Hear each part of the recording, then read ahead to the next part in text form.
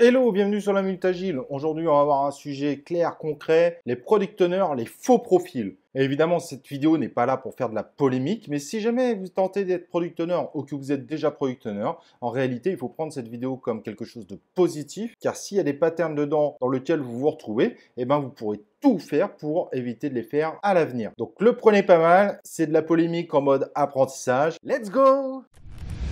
Ladies and gentlemen, here it is.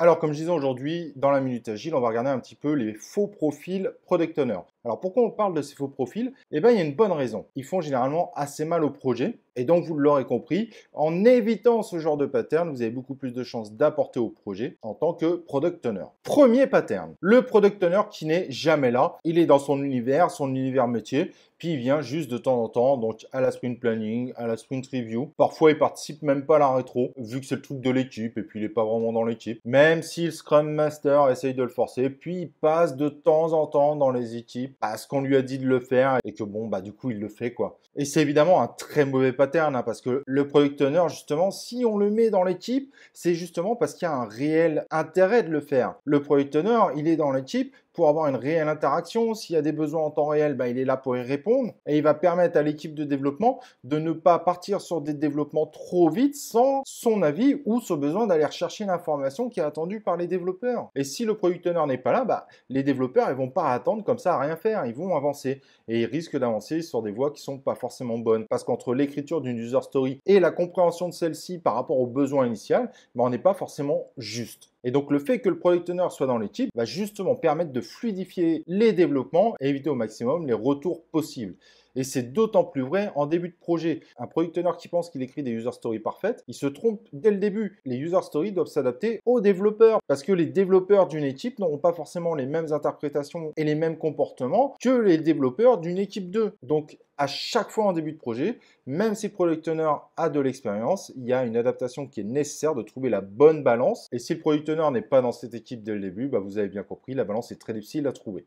Deuxième pattern assez fou, le product owner est le gros patron de cette équipe. Ça veut dire que c'est lui qui va tout écrire, l'équipe doit s'exécuter et c'est lui qui vérifie dans tous les détails ce qu'a fait l'équipe. Et si jamais ça se passe pas bien, eh ben il râle un bon coup.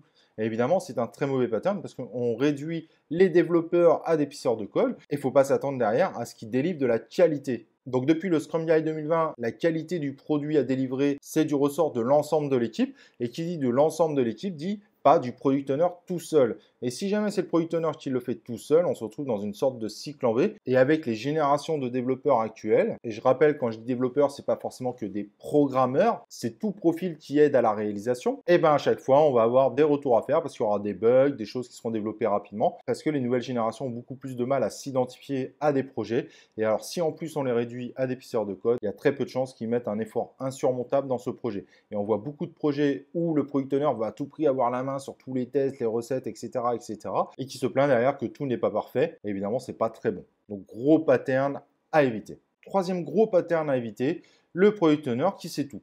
C'est-à-dire que c'est lui qui écrit les user stories, mais il les écrit par rapport à son expérience et puis il va jamais chercher d'informations à l'extérieur, il va même pas consulter les utilisateurs, il considère qu'il sait tout pour les utilisateurs. Et ça, je vous garantis que ça donne pas un produit de qualité parce que même si on est bon, voire très bon, à part si le produit est pour moi-même et juste pour moi-même, je ne peux pas deviner à 100% ce que veulent les utilisateurs. Donc il est indispensable d'aller questionner les utilisateurs à l'extérieur pour s'assurer du besoin initial. Même si on a l'impression de connaître la réponse, on s'aperçoit qu'on ne connaît pas toujours les attendus et là où il y a le plus de valeur aux yeux des utilisateurs. Et donc, être dans ce pattern, ça risque d'amener à faire un produit qui a beaucoup moins de valeur que prévu. Ça ne veut pas dire que le produit sera mauvais, il peut être très bien, mais dans le cadre où ça serait un produit très bien, il aurait pu être super méga bien alors qu'il restera très bien. Et c'est quand même assez dommage, les utilisateurs sont super importants. De plus, on sortirait un petit peu du cadre agile parce que notre produit il doit s'adapter à l'utilisateur. C'est un peu le concept de l'empirisme. Et si le product owner considère qu'il n'a pas à consulter plus que ça les utilisateurs, encore pire s'ils ne sont même pas invités à la review, et ben en fait, en réalité, le produit avance selon une vision assez globale et faut pas se leurrer, du coup, suit généralement le plan initial et on sort en fait du cadre de l'agilité. Et le quatrième pattern qui est vraiment quelque chose à éviter, c'est le product owner qui prévoit tout 6 mois à l'avance. Ça, c'est vraiment catastrophique parce que ça veut dire que le produit est déjà imaginé à 100% et que tous les feedbacks, on les prendra pas plus que ça ou on les fera beaucoup plus tard. Et ça, c'est assez mauvais. En général, quand je vois des product owners faire ce pattern de prévoir des user stories 6 mois à l'avance, je le vois assez rarement revenir régulièrement sur les user stories qu'il a déjà écrites pour les faire évoluer par rapport aux retours qu'ils ont eu. Donc en fait, dans ce cadre-là, on s'enferme dans ce que j'appelle un cycle en V itératif et clairement, on perd tous les bienfaits de l'agilité. Et malheureusement, il faut faire très attention à ce pattern parce qu'il y a des entreprises qui jugent l'agilité par rapport à ce pattern alors qu'ils ne sont pas du tout agiles. Donc voilà, si vous êtes dans un de ces patterns, ne prenez pas cette vidéo comme une critique. Du moins, prenez-le comme une critique, mais positive pour vous aider à changer. Parce que parfois, les product owners sont dans l'un de ces patterns parce que c'est l'habitude du passé. Donc, évoluez, c'est pas grave. Faites mieux et à l'avenir, vous deviendrez un meilleur product owner.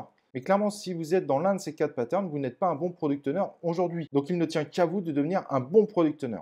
Voilà, surtout n'hésitez pas à nous rejoindre sur notre communauté sur Discord si vous avez besoin de conseils supplémentaires sur les mauvais patterns du product owner. Il y a également la zone commentaire, il ne faut pas hésiter à l'utiliser. Et moi, ce que je vous propose, c'est qu'on se retrouve dans une prochaine vidéo de la Minute Agile.